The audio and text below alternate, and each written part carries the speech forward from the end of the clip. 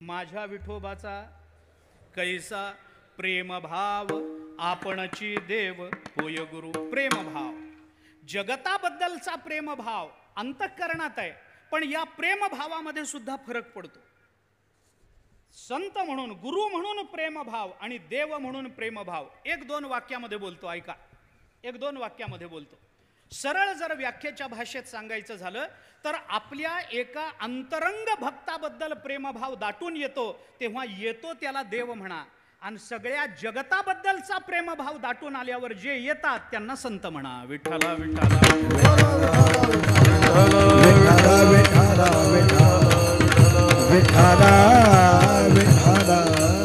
सामान्य उदाहरण सांगतो मी आपल्याला सगळ्यांना माहिती असणारा इतिहास आहे.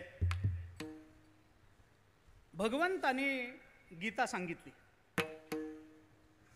कुणाला सांगितली? अर्जुनाला. कुठं सांगितली? कुरुक्षेत्रावर. भगवंताने अर्जुनाला कुरुक्षेत्रावर भगवद्गीता सांगितली. मला एक दोन सामान्य प्रश्नाची उत्तर द्या. या कुरुक्षेत्रावर अर्जुन सोडून ऐकायला दुसरं कोणी नव्हतं काय? भीष्माचार्य होते ना, धर्मराज, युधिष्ठिर, सत्यप्रतिज्ञ, भीष्माचार्यांसारखा ब्रह्मचारी होते ना, भगवत भक्त. भगवंताने म्हणायचं ना, अहो बसा बरं सगळेच. जगाच्या कल्याणाकरता उपयुक्त ठरणारा ग्रंथ मी सांगतोय. 18 अक्षौहिणी सैन्य आहे, सगळ्यांना बसवायचं. माऊलीच्या सोहळ्यात जसा टेम्पो उलटा करून व्यासपीठ करतात ना, तसा रथ उलटा करायचा, मागे भगवंताने बसायचं आणि समोर 18 अक्षौहिणी सैन्याला सांगायचं. सगळी गीता सांगायची. मनमना भगवत भक्तो मध्याज सांगायचं ना. काय बिघडलं? काय बिघडलं? पण भीष्माचार्यांना गीता नाही, धर्मराज युधिष्ठिराला गीता नाही, आणि गीता कुणाला? अर्जुनाला. काय अधिकार? तर संन्यास घ्यायला गेला आणि लग्न करून आला, त्याला गीता. गीता कुणाला? जो संन्यास घ्यायला गेला आणि लग्न करून आला त्याला गीता. आता मला सांगा, तुम्हाला गीता ऐकायची का? नाही. त्याला अधिकार काय तो सांगितला. गीता ऐकायची आहे का? या अधिकारात बसा आणि गीता ऐका. ज्याला ज्याला गीता ऐकायची त्यांनी संन्यास घ्यायला जायचं, त्याला गीता. चालेल का? किती जणांना गीता सांगितली सांगा ना. महाभारतामध्ये प्रसंग आहे. धर्मराज युधिष्ठिरांनी भगवंताला विचारलं होतं एकदा, तेव्हा त्या वेळेला तुम्ही फक्त अर्जुनाला गीता सांगितली, आम्हाला एकदा सांगा ना पांडवांना. भगवान म्हणाले, आता नाही सांगणार, झालं गेलं गेलं, आता नाही पुन्हा मला सांगता येणार. तसं भगवंतांनी नाही सांगितली, नाही सांगितली. आपल्या एका अलौकिक अशा भक्ताबद्दल प्रेमभाव दाटून आला की जो अवताराला येतो तो देव आहे, तो प्रेमभाव आहे. पण तीच भगवद्गीता ही जेव्हा ज्ञानोबरायांच्या हाताला लागली, त्यामुळे ती एका करता मर्यादित ठेवली नाही, ती जगाकरता उघडी करून दिली. महाराज, याला म्हणतात जगताबद्दलचा प्रेमभाव. एकाबद्दलचा प्रेमभाव म्हणजे देव आणि जगताबद्दलचा प्रेमभाव म्हणजे संत. कामाची पद्धत वेगळी, दोघांचाही प्रेमभाव आहे, वाद नाही. भागवताच्या 11 स्कंदात एकट्या उद्धवाला उपदेश आहे, पण तोच 11 स्कंद नाथ महाराजांच्या हाताला लागला, जगाकरता उघडा करून दिला ना. झालं ना. याचा अर्थ काय? म्हणून प्रेमभाव हे कारण आहेच आहे, पण त्या प्रेमभावातही फरक आहे. माझ्या विठोबाचा कैसा प्रेमभाव, आपणची देव होय गुरु. अरे तोच देव आहे, तोच गुरु होतो, प्रेमभावानेच होतो. पण एका भक्ताबद्दलचा प्रेमभाव आपणची देव होय आणि जगताबद्दलचा प्रेमभाव आपणची गुरु होय. हा फरक आहे, कार्यशैलीमध्ये हा फरक आहे. म्हणून तुकोबाराय प्रेमभाव हे कारण सांगतात. थोडं पुढे जातो, अजून थोडं पुढे जातो. ऐका, नुसता प्रेमभाव शब्द तुकोबारायांनी वापरला असताना तर मला कीर्तना करता एवढा वेळ द्यावा लागलाच नसता. मला प्रेमभाव शब्द एक वापरून तुकोबाराय थांबले असते तर पुढचा विचार करायचं कारण नव्हतं. पण त्या प्रेमभावाची व्याप्ती जी तुकोबारायांनी या अभंगामध्ये सांगितली ती फार अलौकिक पद्धतीनं सांगितली, फार अलौकिक. मी आपल्याला अभंग सरळ सोडवून देतो, ऐका. प्रेमभाव हा शब्द वापरून तुकोबाराय थांबले नाहीत. त्या प्रेमभावाची व्यापकता किती, त्या प्रेमभावाचं स्वरूप काय, हे तुकोबारायांनी आपल्याला सांगून दिलं. काय वापरला शब्द? नुसता प्रेमभाव नाही, प्रेमभावाला जोडून येणारा अजून एक शब्द जर तुकोबारायांनी वापरला नसता तर प्रेमभाव शब्दाला फार अर्थ राहिला नसता. अजून एक शब्द जोडला. कोणता? माझ्या विठोबाचा कैसा प्रेमभाव. पुढं आपणची, बस एवढंच पाहिजे मला, आपणची. कारण का, एक वाक्य सांगतो आणि पुढं सोडवतो. कारण का, जिथं खरा प्रेमभाव असतो ना तिथं सगळं आपणची करावं असं वाटत असतं. ऐका, प्रेमभाव जिथं खरा असतो तिथं सगळं आपणची असं करा. अहो, घरामध्ये पाळण्यामधलं मूल जर जागं झालं तर स्वयंपाकघरात काम करणारी आई रस्त्यावरून जाणाऱ्या बाईला म्हणते, बघ ग माझ्या मुलाला काय झालं, उठला का बघ बरं, काही चावलं का त्याला, म्हणते काय? नाही. जावेला म्हणते काय? नाही. मुलीला म्हणते काय? नाही. नंदेला म्हणते काय? नाही. दुसऱ्या कुणाला, भाऊजाईला म्हणते का, बघावं माझ्या मुलीला काय झालं? नाही. जर पाळण्यातलं मूल उठून रडायला लागलं तर हातातलं सगळं काम टाकून आई आपणची. का? कारण तिथं खरा प्रेमभाव राहतो, खरा प्रेमभाव. म्हणून तुकोबारायांनी प्रेमभावाला जोडून एक आपणची शब्द जोडला. तो आपणची शब्द प्रेमभावाची व्याप्ती वाढवणार आहे. मी अभंग सरळ सोडवतो आणि ती व्याप्ती जर कळायची असेल तर अभंगामध्ये तुकोबारायांनी योजलेल्या प्रत्येक क्रियापदाला आपणची शब्द लावा, म्हणजे प्रेमभाव किती व्यापक आहे आपल्याला कळून जातं. क्रियापदाला, प्रत्येक क्रियापदाला आपणची शब्द लावा. मी सोडून देतो आपल्या. पढिये देह भाव पुरवी वासना, पढिये देह भाव वासना आपणची पुरवी, अंतिते आपणापाशी आपणची न्यावे, मागे पुढे सांभाळीत आपणची उभार आहे, आलिया आघात आपणची निवारावे, योगक्षेम त्यांचे जडभारी आपणची जाणे, आणि करी धरोनिया आपणची वाट दावी. म्हणून प्रेमभाव व्यापक आहे. विठ्ठला विठ्ठला विठ्ठला विठ्ठला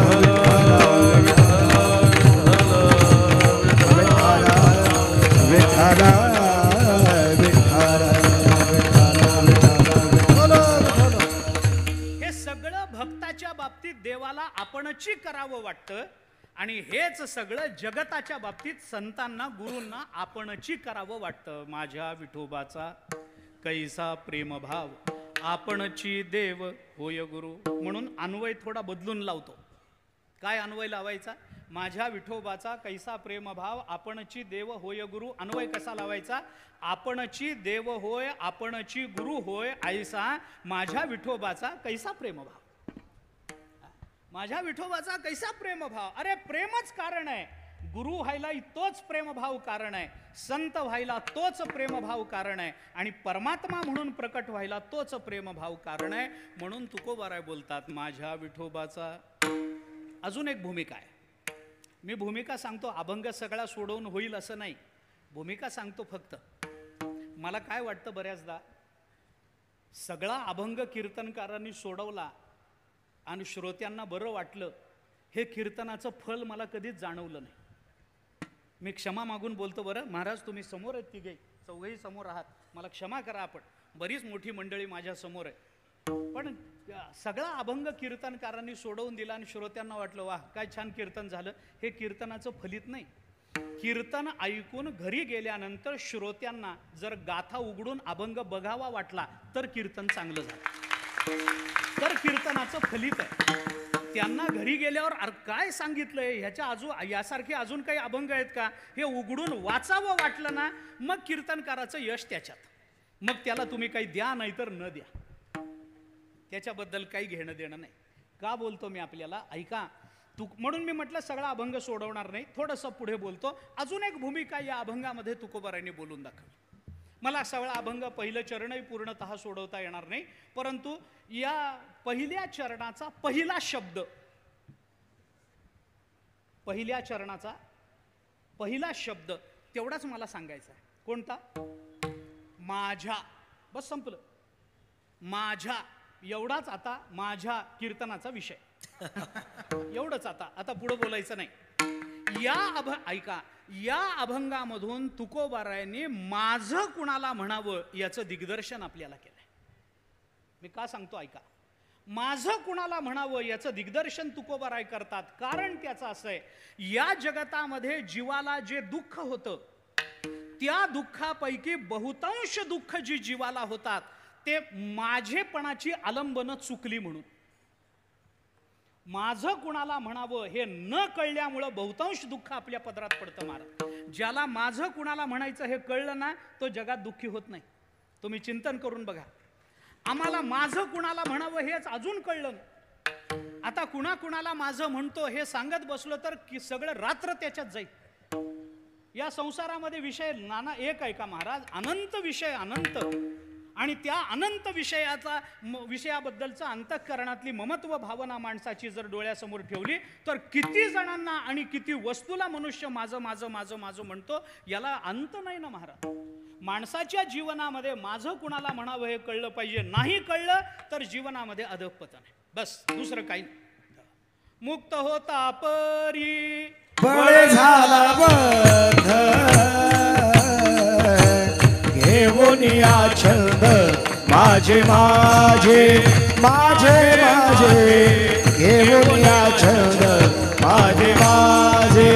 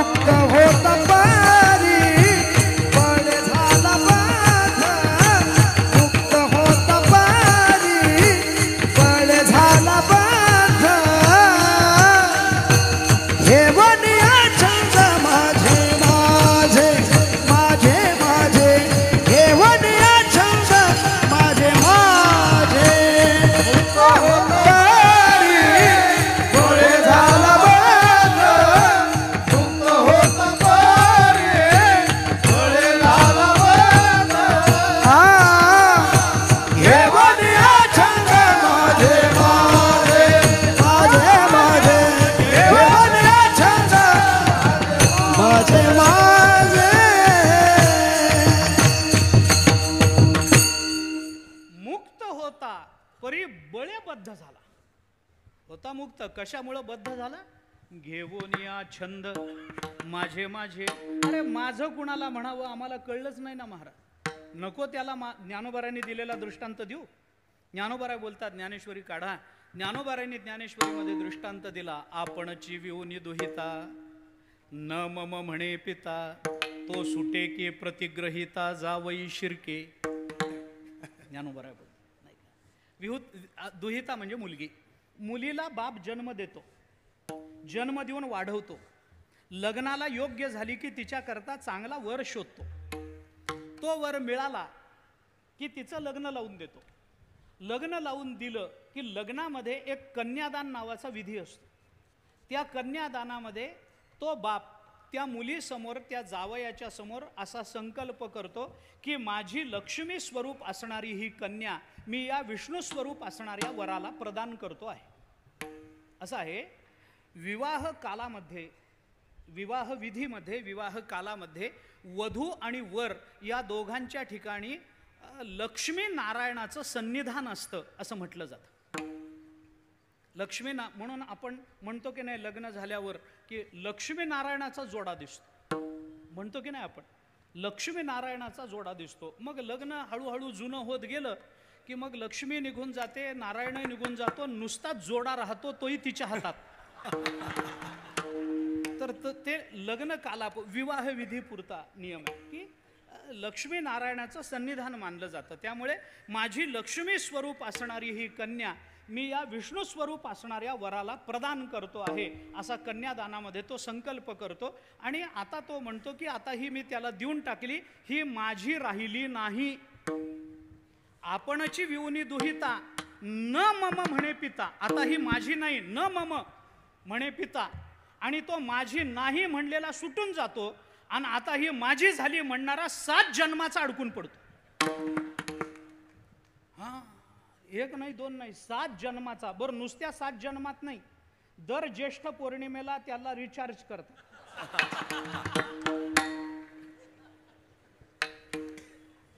दर ज्येष्ठ पौर्णिमेला वडाला वडापाव म्हणजे वडा तू आम्हाला पाव, असं तुम्ही वेगळ्या अर्थाने घेऊ नका. आणि जन्मोजन्मी हाच पती आम्हाला मिळू दे अशी भावना व्यक्त करतात ना स्त्रिया. काही असे ना, त्यांच्या भावना शुद्ध आहेत, बाकीचा भाग सोडून द्या. न मम म्हणणारा सुटतो, माझे पण काढून घेणं हे जास्त. योग वासिष्ठामध्ये एक विचार आलाय महाराज. उगी जाता जाता सांगतो तुम्हाला. योग वासिष्ठामध्ये असं चिंतन मांडलंय वसिष्ठ महामुनींनी. द्व्यक्षरस्तु भवेन मृत्यू त्र्यक्षरम ब्रह्म शाश्वतम ममेतीच भवेन मृत्यू न मम इतीच शाश्वतम. वसिष्ठ महामुनी रामचंद्र प्रभूंना असं सांगतात, 2 अक्षर म्हणजे मरण आणि 3 अक्षर म्हणजे ब्रह्मस्वरूपता. मम म्हटलं की मरण आहे आणि न मम म्हटलं की ब्रह्मरूपता आहे. विठ्ठला विठ्ठला.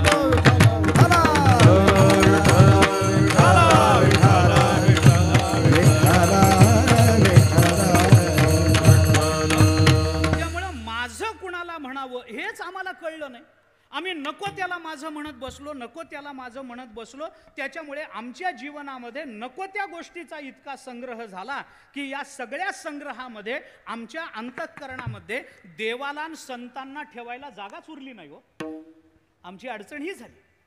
मी विचार का सांगतो, तुकोबारायांचा पहिला शब्द आपल्याला काय दिग्दर्शन करतो? माझ्या विठोबाचा. विठोबाला माझं म्हणा, माझं कुणाला म्हणावं याचं चिंतन तुकोबारायांनी सांगितलं. आता माझं कुणाला म्हणावं, मी अजून 1-2 गोष्टी आपल्याला सांगतो जाता जाता, अभंग सोडून देतो. विचार करा काय आहे. आता थोडं व्याकरण सांगतो. व्याकरण आता ही व्याकरणाची वेळ नाही, मला माहिती आहे. हे आता शिकरणाची वेळ आहे, व्याकरणाची राहिली नाही. पण तरी ऐका काय आहे. माझं ही षष्ठी विभक्ती आहे. आता ज्यांना शाळेमध्ये ज्यांनी षष्ठी विभक्ती प्रत्यय जे शिकलेत ना त्यांना काय आहे हे माहिती आहे. माझं ही षष्ठी विभक्ती आहे. हे कुणाचं आहे? हे मीच आहे असं म्हणत नाहीत. घर कुणाचं आहे? मीच आहे. गाडी कुणाची आहे? मीची आहे असं म्हणत नाहीत. माझं, माझी गाडी, माझं घर, माझा बंगला, माझं शेत असंच म्हणतो. माझं ही षष्ठी विभक्ती आहे. षष्ठी विभक्तीचे प्रत्यय मराठीतले लक्षात आहेत का शाळेत शिकले? एक वचन अनेक वचन. चा ची चे, चे चाची. एक वचनामध्ये चा ची चे आणि अनेक वचनामध्ये चे चाची आहे ना विभक्ती प्रत्यय. ऐका ते जाऊ द्या. माझं ही षष्ठी विभक्ती आहे. व्याकरणाचा नियम काय आहे की कुठल्याही पदाला जेव्हा विभक्ती लावली जाते तेव्हा त्या विभक्तीवरून केला जाणारा त्या पदाचा अर्थ त्या पदाच्या प्रथमेच सिद्ध होत असतो. असा नियम आहे. मी आपल्याला उदाहरण सांगतो. हे काय नियम म्हणून ऐकून ठेवा. ज्या पदाला विभक्ती लावली जाते त्या विभक्तीनं त्या पदाचा सिद्ध होणारा अर्थ हा त्या पदाच्या प्रथमेवरून सिद्ध करावा लागतो, काढावा लागतो. उदाहरण सांगतो, जाऊ द्या. माझं ही षष्ठी विभक्ती आहे. याची प्रथमा काय होईल? मी होईल की नाही? प्रथम पुरुषी एक वचनी पद मी. आणि मी वरून मग माझं, मी वरून मला, मी वरून माझ्याहून असं सगळे पद होत जातील, विभक्ती लागत जातील त्याला. माझं ही जर षष्ठी आहे तर त्याची प्रथमा काय होते?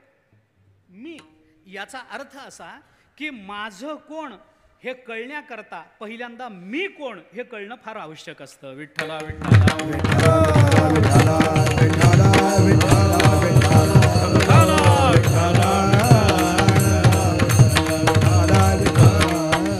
ज्याला प्रथम पुरुषी एकवचनी पद कळालं त्याला षष्ठी विभक्ती कळाली. मी कोण हे ज्याला ठरवता आलं त्याला माझं कोण हे आपोआप ठरवता येत. आपण विचार करून बघा. मीच्या भूमिका बदलत जातात तशा माझ्याच्या भूमिका बदलत जातात. मी उदाहरण सांगतो आपल्याला. मी जर मुलगा असेल तर बाप माझा, मी जर बाप असेल तर मुलगा माझा, मी जर पती असेल तर पत्नी माझी, मी जर पत्नी असेल तर पती माझा, मी जर भाऊ असेल तर बहीण माझी, मी जर बहीण असेल तर भाऊ माझा, मी जर शिक्षक असेल तर विद्यार्थी माझा, मी जर विद्यार्थी असेल तर शिक्षक माझा है ना. मी जर गायक असेल तर स्वर माझा, मी जर वादक असेल तर लय माझी. बरोबर आहे का? ताल माझा, लय माझी. मी जर आता काय सांगू तुम्हाला, मी जर प्रवचनकार असेल तर श्रोता माझा, मी जर श्रोता असेल तर प्रवचनकार माझा, कीर्तनकार माझा 2 तासापुरता का असेना पण माझा. मी जर कीर्तनकार असेल तर पाकिट माझं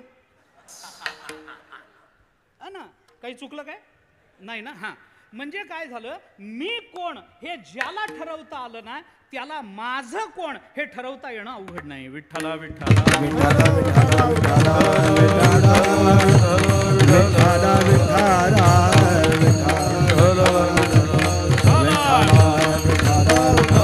म्हणून वेदांताच्या मूलभूत विचारामध्ये हा प्रश्न आहे. कोहम कथमिदं जातं को वै कर्तास्य विद्यते उपादान किमस्तिह विचार्य सोयमीदृशः.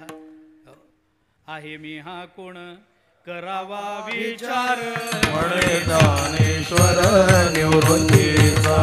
म्हणे ज्ञानेश्वर निवृत्तीचा. आहे मी हा कोण करावा विचार म्हणे ज्ञानेश्वर निवृत्तीचा. म्हणे ज्ञानेश्वर निवृत्तीचा. आहे मी हा कोण करावा विचार. कोण करावा विचार म्हणे ज्ञानेश्वर निवृत्तीचा. निवृत्तीचा. म्हणे ज्ञानेश्वर निवृत्तीचा. आहे मी हा कोण करावा विचार. आहे मी हा कोण करावा विचार म्हणे ज्ञानेश्वर निवृत्तीचा. निवृत्तीचा. आहे मी हा कोण, मी कोण हे ज्याला ठरवता आलं त्याला माझं कोण हे ठरवणं अवघड जात नाही. मग मी कोण आहे हे ठरवा म्हणजे माझं कोण आहे हे ठरवता येईल. अभंग इतका विलक्षण आहे महाराज. काय झालंय, हा अभंग रोज म्हणतो आपण जो हरिपाठ रोज करतो त्या हरिपाठानंतर तुकोबारायांची जी गुरु परंपरा आपण म्हणतो त्या परंपरेमध्ये आपण हा अभंग म्हणतो. माझ्या विठोबाचा कैसा प्रेमभाव रोज अभंग म्हणतो. पण काय झालंय, ते रोज म्हणल्यानं त्याच्या अर्थाकडे बघावं वाटत नाही. अतिपरिचयात अवज्ञा संतत गमनात अनादरो भव मलय भिल्ल पुरंधरी चंदन तरु काष्ठमेंदनम कुरुते असं काहीतरी होऊन गेलं. आपण जाऊ द्या. अभंग फार महत्वाचा आहे आणि याची मांडणी फार शास्त्रीय मांडणी. मी आपल्याला सरळ अभंगाची मांडणी 1-2 वाक्यामध्ये सांगतो. पहिल्या चरणामध्ये सिद्धांत आहे. संत आणि परमात्मा यांचा अभेद असतो हा सिद्धांत पहिल्या चरणात. तो सिद्धांत सिद्ध करण्याकरता 3 युक्तिवाद नंतरच्या चरणात आहे आणि ते युक्तिवाद आपल्याला पटावेत म्हणून शेवटच्या चरणामध्ये प्रामाण्य. नाही प्रतिज्ञा मात्रेण वस्तुसिद्धी अपितु लक्षण प्रमाणाभ्याम दिलं ना तर नंतरच्या 3 चरणामध्ये लक्षण आहेत आणि शेवटच्या चरणामध्ये प्रमाण आहे. तुका म्हणे नाही विश्वास ज्या मनी पहावे पुराणी विचारून. हे लक्षात घ्या. हे अभंगाची शास्त्रीय मांडणी अशी असते आणि तुकोबारायांनी ती मांडणी केली, हेतुतः केली नाही. मी अनेक वेळेला सांगतो, तुकोबाराय शास्त्रीय मांडणी करण्याच्या भानगडीत पडत नाहीत. तुकोबाराय मांडणी करतात, शास्त्र स्वतः त्या मांडणीमध्ये येऊन बसतं. असं तुकोबारायांचं वजन असं आहे. तुकोबाराय शास्त्रीय मांडणी करण्याच्या भानगडीत पडत नाहीत. तुकोबाराय बोलून जातात, त्या बोलण्यामध्ये शास्त्र स्वतः येऊन बसून जातं आपली धन्यता व्हावी म्हणून. असं तुकोबारायांचं बोलणं आहे. असं तुकोबा सहज तुका तरी सहज बोले वाणी त्याचे घरी वेदांत वाहे पाणी. नाही तुकोबारायांची भाषा आहे. साधं नाही महाराज. तुकोबारायांचं जीवन, तुकोबारायांचं चरित्र, तुकोबारायांची अक्षर, तुकोबारायांचा भाव, तुकोबारायांचं अस्तित्व, तुकोबारायांची शिकवण, तुकोबारायांचं अलौकिक सगळं जीवन आहे. अलौकिक, काही त्याच्यात लौकिक नाही. असो, आत्ता मी त्या विषयात बोलत नाही. बोलत गेलो तर धसाळ बोलत जाईल, विषयांतर होऊन जाईल. का बोलतो ऐका. मला मुद्दा असा मांडायचा आहे की तुकोबाराय म्हणतात माझं कोण, याच्याकरता मी कोण हे ठरवणं भाग आहे ना. मग मी कोण आहे हे ठरवण्याकरता तुकोबारायांनी नंतरच्या 3 चरणामध्ये युक्तिवाद केला. मी आपल्याला संगती लावून देतो. पढिये देह भाव पुरवी वासना अंतिते आपणा पाशी न्यावे. याच्यात मी कोण हे ठरवा म्हणजे मग माझं कोण आपल्याला ठरवता येईल. पढिये देह भाव पुरवी वासना, ज्याला स्वतःच्या वासना स्वसामर्थ्यानं पुरवता येत नाहीत असा अज्ञानी अपूर्ण मी आहे. अंतिते आपणापाशी न्यावे, ज्याला स्वस्वरूपापर्यंत पोचता येत नाही असा अज्ञानी मी आहे. मागे पुढे उभा राहे सांभाळीत आली आघात निवारावे, ज्याच्या मागे पुढे राहून ज्याचं रक्षण करावं लागतं असा दुर्बळ मी आहे. योगक्षेम त्यांचे जाणे जडभारी, ज्याचा योगक्षेम ज्याला स्वतःच्या हाताने भरवता येत नाही, भगवंतानी गुरुनी त्याचा योगक्षेम चालवावा लागतो असा अतृप्त मी आहे. आणि वाट दावी करी धरोनिया, ज्याला कराला हाताला धरून रस्त्याला लावावं लागतं असा रस्ता चुकलेला मी आहे. म्हणून विठोबा माझा आहे. विठ्ठला विठ्ठला विठ्ठला विठ्ठला विठ्ठला विठ्ठला विठ्ठला विठ्ठला विठ्ठला आपणची देव होय गुरु माझे. माझं कुणाला अजून सांगतो एक भूमिका. माझं ही षष्ठी विभक्ती आहे. ऐका, गंमत सांगतो त्याच्यात. असं आहे, प्रत्येक विभक्ती काही विशेष दाखवत असते व्याकरणाच्या नियमानुसार. सगळं सांगत नाही.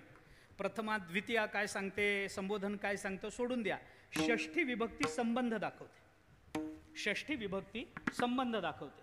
हा माझा आहे असं जेव्हा मी म्हणतो ना, तेव्हा माणसं विचारतात तुमचा कोण, मग मला म्हणावं लागतं माझा भाऊ आहे. संबंध दाखवला. माझं ही विभक्ती षष्ठी विभक्ती संबंध दाखवत असते. संबंध.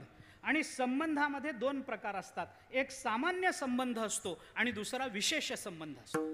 व्याकरण सांगतो थोडं ऐका. सामान्य संबंधाला विशेष संबंधाची अपेक्षा असते. नुसता सामान्य संबंध सिद्ध होत नाही. उदाहरणाने सांगतो. जाऊ दे, उदाहरण आपल्याकडे उदाहरण आहेत ना. सामान्य संबंधाला विशेष संबंधाची अपेक्षा आहे. नुसता सामान्य संबंध काही करत नाही. कल्पना करा, तुम्ही रात्री घरी झोपलाय, दार लावलेलं आहे.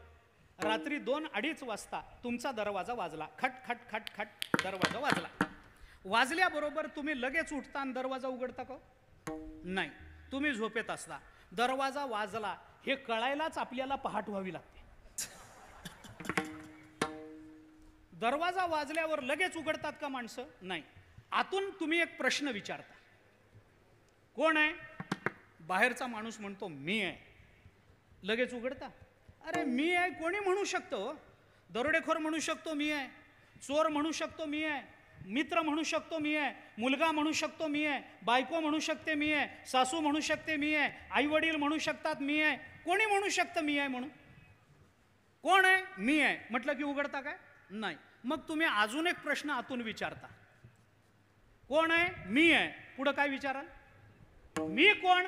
मग तो म्हणतो तुमचा मेहुणा. मग किती झोपेत असल्यावर उघडावं लागतं. त्याला आता गत्यंतरच नाही. त्याला काय करता आता? संबंधच असा विलक्षण आहे, काही करू शकत नाही, उघडावंच लागतं. म्हणजे मी आहे हा सामान्य संबंध चालत नाही. मी तुमचा मेहुणा आहे या विशेष संबंधाची सामान्य संबंधाला जोड द्यावी लागते.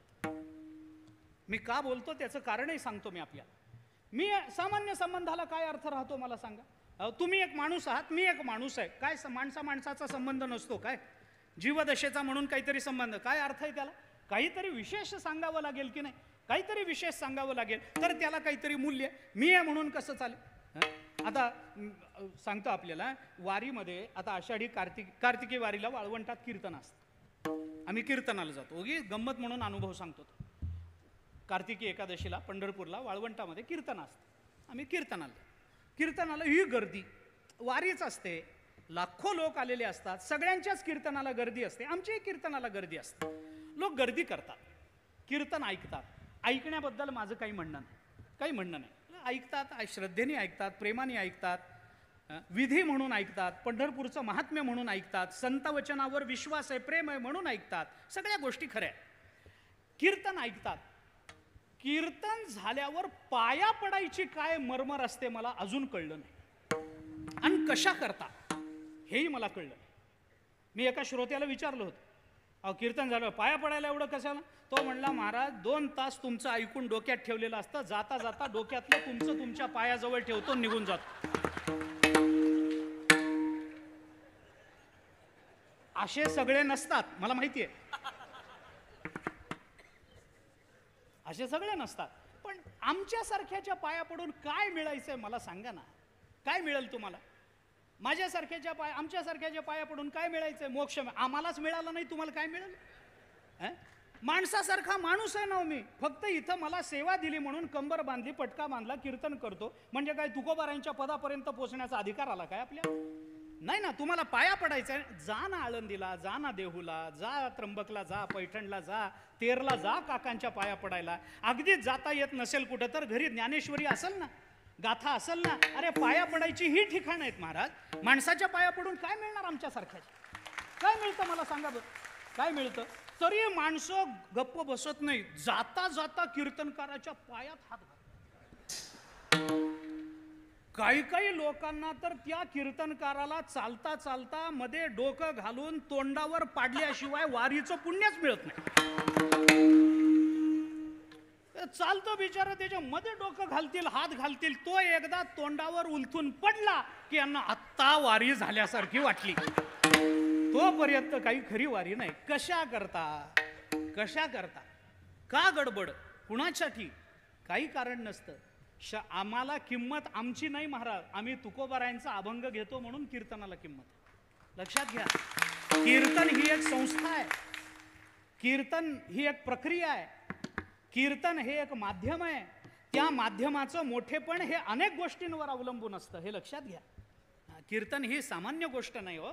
समाजाच्या जेवढ्या अंतरंगात कीर्तन जातं ना, तेवढं दुसरं कोणतंही माध्यम जाऊ शकत नाही. अहो, कीर्तनकार असा समोर बोलतो लोकांच्या डोळ्यात डोळे घालून, इतका जवळचा संबंध कीर्तनाचा, तुकोबारायांच्या अक्षराचा आणि श्रोत्याचा इतका जवळचा संबंध. असो, विषयांतर करत नाही. लोक पाया पडतात, बरं पडेनात का, मला त्याच्याबद्दलही काही म्हणायचं नाही. ज्याचा त्याचा भाव असतो, ज्याची त्याची श्रद्धा असते, त्याला वाटतं अरे महाराजांनी कीर्तन सांगितलं, आपण पाया तरी पडतील. मला पाया पडण्याबद्दलही आता तक्रार नाही.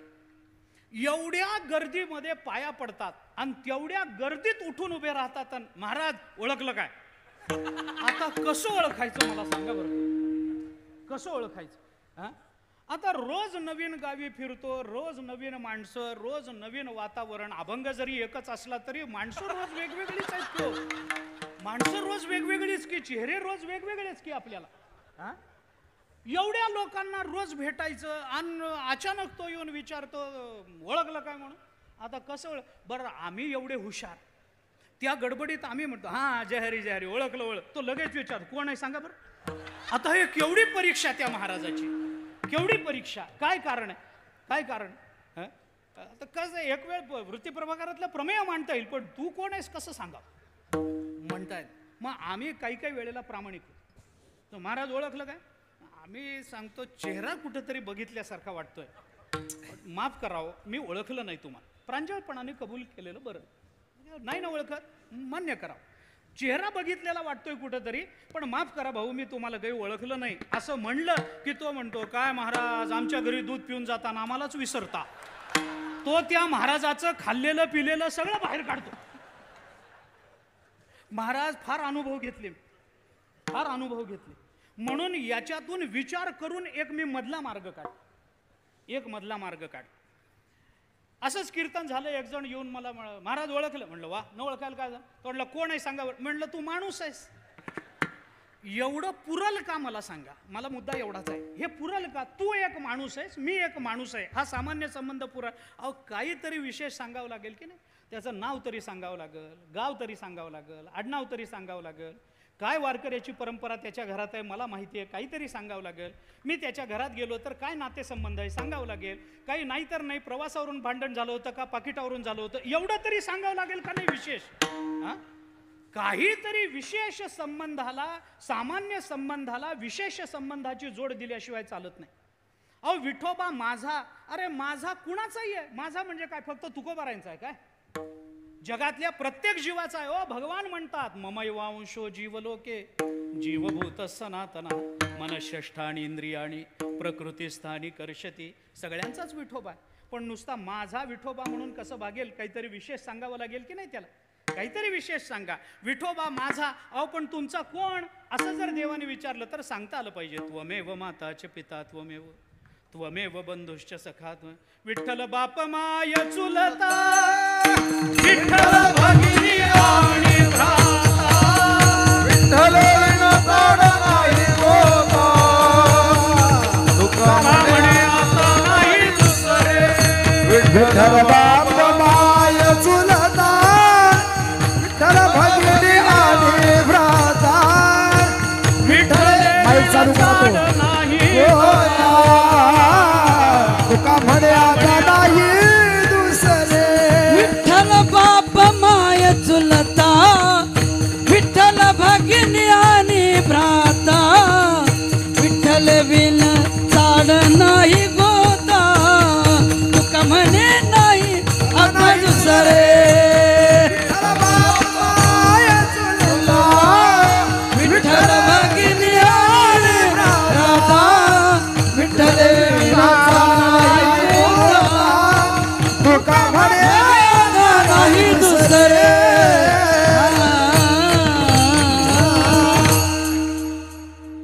अरुण महाराज आहेत का? हा बरोबर बरोबर. जय हरी महाराज. काहीतरी विशेष संबंधाची जोड द्यावी. विठ्ठोबा माझा, गुरु माझे म्हणून चालत नाही. अरे माझे कोण? कृष्ण माझी माता, कृष्ण माझा पिता, कृष्ण गुरु, कृष्ण माता, कृष्ण भगिनी, सगळं काही विठ्ठले विण चाड नाही गोता, तुका म्हणे आता नाही दुसरे. अरे दुसरं काही राहिलं नाही. या विशेष संबंधाची जोड द्यावी. म्हणून तुकोबाराय म्हणतात माझा विठोबा, माझे गुरु. अरे पण माझे कोण? विशेष संबंध सांगा ना. नंतर त्या 3 चरणामध्ये विशेष संबंध. हो, नंतरच्या 3 चरणामध्ये तुकोबारायांनी विशेष संबंध आपल्याला सांगून प्रमाण दिलं. तुका म्हणे नाही विश्वास ज्या म्हणे, पहावे पुराणी विचारो. ऐका, 3 विशेष संबंध 3 चरणामध्ये सांग. पढिये देह भाव पुरवी वासना, जो आमच्या सगळ्या वासना पूर्ण करून देतो, आमच्या सगळ्या इच्छा पूर्ण करून देतो, असा इच्छादानी विठोबा माझा. अंतिते आपणापाशी न्यावे, अंततोगत्वा स्वस्वरूपामध्ये सामावून घेतो व्यापक विठोबा माझा.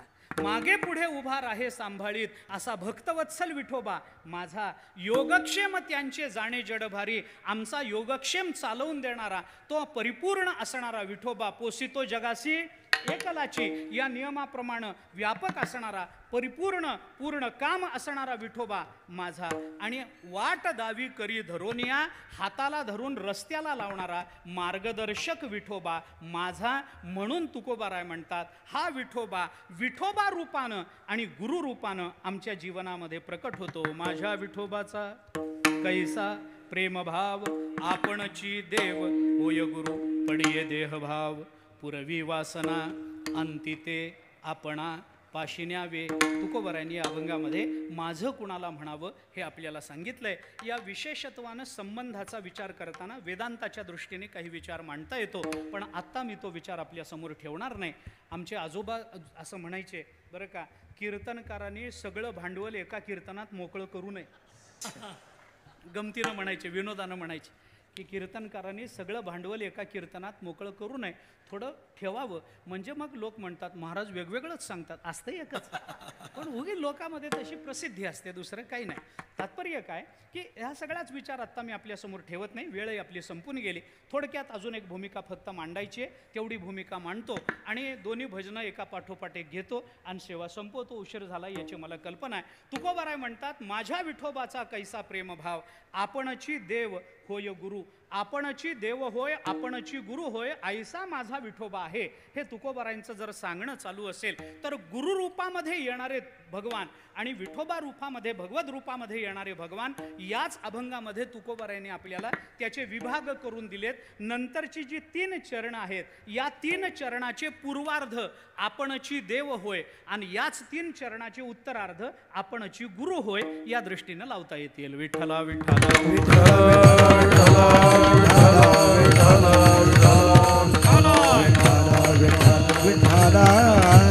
ऐका, उगी एकेका वाक्यात लावून देतो, वेळ संपली आपली.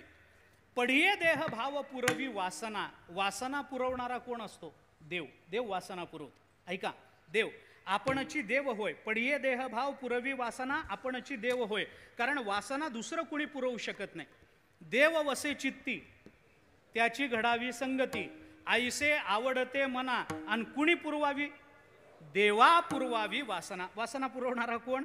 देव. म्हणून पढिये देहभाव पुरवी वासना, आपणची देव होय, अंतिते आपणापाशी न्यावे. स्वस्वरूपाजवळ नेणारा परमात्मा नाही, तिथं मात्र गुरु असतात. त्यामुळे आपणची गुरु होय, अंतिते आपणापाशी न्यावे, आपणची गुरु होय. मागे पुढे उभा राहे सांभाळीत, आपणची देव होय. आलिया आघात निवारावे, कारण आघात सगळ्यात मोठा अज्ञानाचा आहे, सगळ्यात मोठा आघात. महाभारताने चिंतन करताना म्हटलंय, त्या संजयाने धृतराष्ट्राला उपदेश करताना महाभारतामध्ये म्हटलंय, एकोही शत्रू न द्वितीयस्तु शत्रू, अज्ञानतुल्य पुरुषस्य राजन. महाभारतामध्ये संजय म्हणतात धृतराष्ट्राला, राजा या जगतामध्ये माणसाचा एकच शत्रू आहे जो माणसावर आघात करतो, तो म्हणजे अज्ञान. आणि त्या अज्ञानाचं निवारण करणारा परमात्मा नाही, त्याला गुरु म्हणावं लागतं. आपणची गुरु होय, याच्याकरता आलिया आघात निवारावे. पढिये देह पुढं योगक्षेम त्यांचे जाणे जडभारी. योगक्षेम सांभाळणारा कोण आहे? अनन्या चिंतयन्तो माम ये जना पर्युपासते तेषाम नित्याभियुक्तानाम योगक्षेमं वहाम्यहम. योगक्षेम त्यांचे जाणे जडभारी, आपणची देव होय पण वाट दावी करी धरोनिया, आपणची गुरु होय. परमात्मा हाताला धरून रस्त्याला लावत नाही महाराज. परमात्मा रस्ता दाखवल. हो, काही लोक रस्ता निर्माण करतात, काही लोक रस्ता स्वच्छ करतात, काही लोक रस्ता दाखवतात, वाट दाखवतात, आणि काही लोक वाट लावतात. असे त्याच्यामध्ये काही प्रकार आहेत. तर सगळेच सांगत नाही. हाताला धरून रस्त्याला लावणं भगवंताचं काम नाही. भगवान रस्ता दाखवतील. मी प्रमाण देतो आपल्याला. 9वा अध्याय काढा. 9व्या अध्यायामध्ये संसाराचं वर्णन करून झाल्यानंतर भगवान अर्जुनाला काय म्हणतात ते ऐका. भगवंताने अर्जुनाला संसार सगळा सांगितला. हा संसार कसा आहे बाबा, काय नाही. मृत्यूलोकी सुखाची कहाणी ऐकी जेल कवणाचे श्रवणी, कैची सुखनिद्रा अंथरुणी इंगळाच्या, जिय लोकीचा चंद्रुक्षय रोगी, जेथ उदय होय असता लागी, दुःख लेवोनी सुखाची अंगी सळित जगाते, वगैरे वगैरे वगैरे सगळं सांगून झाल्यानंतर भगवंताने अर्जुनाला सांगितलं, आहा कटकटा ये ओखटे मृत्यूलोकीचे उफराटे, येथ अर्जुना जरी अवचटे जन्मलासी तू, तरी झड झडोनी वहिला निघ, ये भक्तीची वाटे लाग. वाटेला हाताला धरून लावलं नाही. ये भक्तीची वाटे लाग. तुझं तू लाग, आम्ही काही करत नाही. पण तोच परमात्मा तुकोबारायांच्या रूपाने अवताराला आला की तुमचा रस्ता बघा असं तुकोबारायांचं म्हणणं नाही. तुकोबाराय म्हणतात, मी तुमच्या बरोबर आहे ना. स्वल्प वाटेच लाजावो, स्वल्प वाटे लाजावो, स्वल्प वाटेत लाजावो, स्वल्प वाटे वाचे गाऊ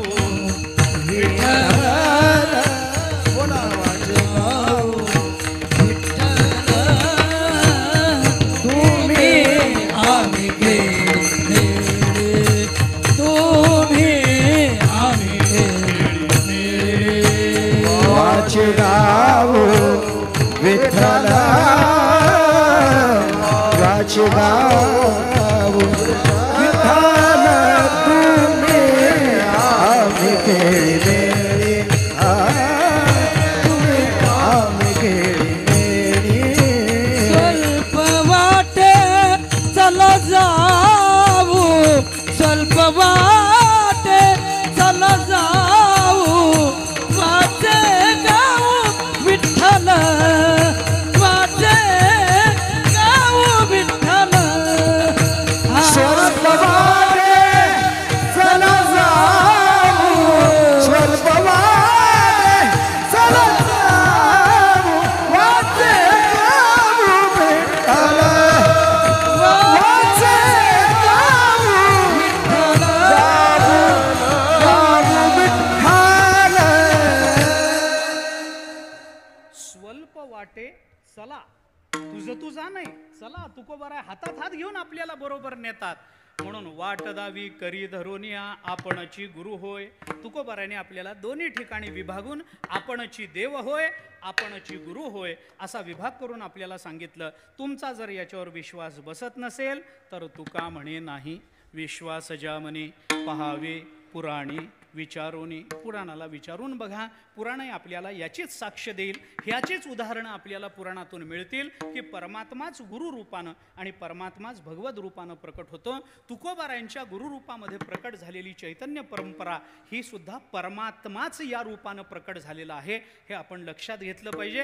त्यामुळे इथलं जे मंदिर आहे ना, हे मंदिर हे संतांचं मंदिर जेवढं आहे तेवढंच भगवंताचंही मंदिर आहे. कारण हे गुरुरूपत्व इथं राहतं. ओतूर गावामध्ये ओतूर गावाचं महत्त्व काय आहे? संत राहतात हे महत्त्व तर आहेच आहे, पण जे संत राहतात ना ते भगवत आणि गुरु रूपामध्ये इथे स्थापित आहेत, हे लक्षात घ्या. त्या दृष्टीनं या क्षेत्राचा विचार झाला पाहिजे. त्यामुळं इथं कोण राहतं असं जर कोणी विचारलं तर नाव सांगू नका. इथं एवढंच सांगा, जगद्गुरूचे गुरु हे इथं राहतात. जगद्गुरूचे गुरु हे इथं राहतात, त्यामुळे त्यांचं गुरुत्व काय असेल याची आपण कल्पना करू शकतो. त्यांच्या चरणाजवळ या सगळ्या वर्षभर चाललेल्या या सगळ्या कार्यक्रमाची सांगता सद्गुरूंच्या चरणाजवळ महाराजांनी अत्यंत औचित्यपूर्ण भूमिकेतून केलेली आहे. त्याबद्दल माऊली महाराजांना द्यावेत तेवढे धन्यवाद, आपल्या सर्वांच्या वतीनं द्यावेत तेवढे धन्यवाद थोडे आहेत. मी मागे जवळजवळ सगळ्याच कार्यक्रमामध्ये मी आलो, 1-2 कार्यक्रमामध्ये सासवडचा वगैरे काही अपवाद असला तर असेल, पण बहुतांश कार्यक्रमामध्ये मी उपस्थित राहिलो आणि बहुतांश ठिकाणी माऊली महाराजांचं नियोजन हे प्रत्येक वेळेला डोळ्यात भरण्यासारखं, सगळ्यांनी आदर्श रूपानं घ्यावं अशा पद्धतीचं हे नियोजन आज इथे त्याची सांगता होते आहे. आत्तापर्यंत केलेल्या सगळ्या चिंतनाचा, आत्तापर्यंत जेवढे उत्सव झाले त्याची परिसमाप्ती इथं होणार आहे. उद्या महाराज बोलतीलच कीर्तनामध्ये त्यांच्या. तथापि ह्या सगळ्याचं प्रयोजन काय, तर आपण संत वाङ्मयाकडे प्रवृत्त व्हावं, आपण ज्ञानेश्वरी वाचावी, आपण गाथा वाचावा, आपण तुकोबारायांच्या नामाचा जप करावा, आपण तुकाराम तुकाराम नाम घेता कापे यम या परिणामाकडे प्रवृत्त व्हावं. ज्ञानदेव ज्ञानदेव म्हणता ज्ञानदेव देतो, वासुदेवची होतो अखंड वदनी वदेतो, नाथ महाराज म्हणतात. त्या पद्धतीनं ज्ञानोबारायदिक संत महात्म्यांच्या तुकोबारायांच्या नामाकडे, तुकोबारायांच्या चरणाकडे, तुकोबारायांच्या विचाराकडे आपण प्रवृत्त व्हावं. संतांचे विचार जेवढे ज्या पद्धतीनं जिथं आत्मसात करता येतील तेवढे आत्मसात करायचा प्रयत्न माणसाने करावा. गंमत अशी असते, तुकोबारायांचंच एक वचन आहे. तुकोबारायांनी आपल्याला असं सांगितलंय, न घालावी धाव मनाची ओढी, वचनी आवडी संतांची, असं तुकोबारायांनी म्हटलंय. आपल्या मनाच्या मागे धाव घालू नये, संतांच्या वचनाच्या मागे आपली धाव असावी. आणि आपली धाव संतांच्या वचनाच्या मागे असावी, मनाच्या मागे असू नये. याचा दुसरा अर्थ आपल्याला करता येऊ शकतो, संतांच्या वचनाचा आपल्या मनाप्रमाणे अर्थ करू नये. संत महात्मे जे सांगतात ते तेवढं आणि तसंच्या तसं आपल्याला ग्रहण करता आलं पाहिजे. संतांच्या वचनावरचा अविश्वास म्हणजे मानवी जीवनाच्या अधःपतनाचा प्रारंभ आहे, हा विचार आपण लक्षात घ्या. आणि तुकोबारायांच्या ज्ञानोबारायांच्या अक्षरांवर, शब्दांवर, कृतीवर, चरित्रावर विश्वास ठेवून, नामावर विश्वास ठेवून आपलं जीवन परिपूर्ण करण्याकडे आपल्या सगळ्यांची वाटचाल व्हावी, तशी प्रवृत्ती निर्माण व्हावी. याच्याकरता हा मोठा सोहळा संपन्न करण्यात आला. काय त्यांना तरी मिळालंय आणि काय आपल्याला तरी मिळणार. माऊलींना काय मिळालं, घोंगडं झडकून बाहेर पडले पायथ्याशी, इथंही घोंगडं झटकून बाहेर पडणार, इथं सुद्धा. असंच जर असेल तर त्यांना काय मिळालं, तर काही नाही. पण आपल्याला काय मिळालं याचा विचार मात्र आपण केला पाहिजे. त्यांना याच्यातून काही मिळणार नाही. कुठल्या कीर्तनकाराला काय मिळणार, काही मिळणार नाही.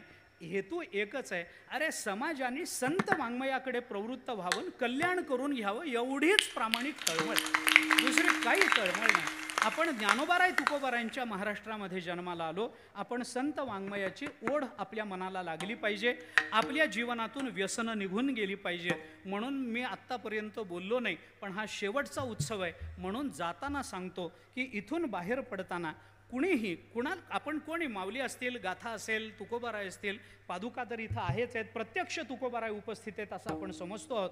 तर पादुकाच्या समोर, माऊलींच्या समोर किंवा तुकोबारायांच्या गाथेच्या समोर डोकं ठेवून फक्त एवढा एक शब्द देऊन बाहेर पडा की इथून पुढं कोणतंही व्यसन करणार नाही आणि ज्ञानेश्वरी गाथ्याचं व्यसन लावून घेतल्याशिवाय राहणार नाही. एवढी एक प्रार्थना संतांच्या चरणाजवळ करा.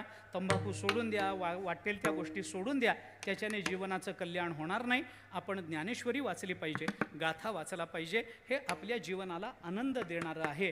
म्हणून एवढी प्रार्थना सगळ्यांच्या चरणी करतो. त्यांनाही हेच पाहिजे, कीर्तनकारांनाही हेच पाहिजे. तुकोबारायांचा भाव हाच आहे की समाजामध्ये आनंद निर्माण व्हावा, समाजामध्ये एकमेकांबद्दलचा द्वेष नसावा, संतांच्या अंतःकरणामधली समता ही सर्वांच्या अंतःकरणामध्ये स्थापित व्हावी, याच्याकरताच संतांनी प्रयत्न केले, याच्याकरताच वाङ्मय निर्मिती केली. म्हणून तुकोबाराय जरी सदेह वैकुंठाला गेलेले असले तरी सुद्धा जोपर्यंत या जगाच्या पाठीवर जीव आहे तोपर्यंत त्या जीवाच्या कल्याणाची व्यवस्था गाथ्याच्या रूपानं तुकोबारायांनी कायमस्वरूपी करून ठेवलेली आहे. त्या गाथ्याचा आश्रय करा, त्या अक्षरांचा आश्रय करा, अशी सगळ्यांच्या चरणी मी प्रार्थना करतो. पुनश्च एकदा माऊलींना धन्यवाद देतो. आणि ही मला माहिती आहे दोन्ही भजनं घ्यायची आहेत, याची मला कल्पना आहे आणि ही सेवा नंतर गडबड होईल म्हणून फक्त माझा भाव सगळा एकत्रित बोलून घेतलेला आहे आणि ही झालेली जी सेवा आहे ती संतांच्या सद्गुरूच्या परमात्म्याच्या जगद्गुरू संतश्रेष्ठ श्री तुकोबारायांच्या गायक वादक टाळकरी मंडळी वारकरी मंडळी आपल्या सर्वांच्या महाराज मंडळी उपस्थित आहेत त्यांच्या आणि आपल्या सर्व श्रोत्यांच्या माता भगिनी संत सज्जन आपल्या सर्वांच्या चरणी समर्पित करतो वाणीला विराम देतो विठोबा रखुमाई जय जय विठोबा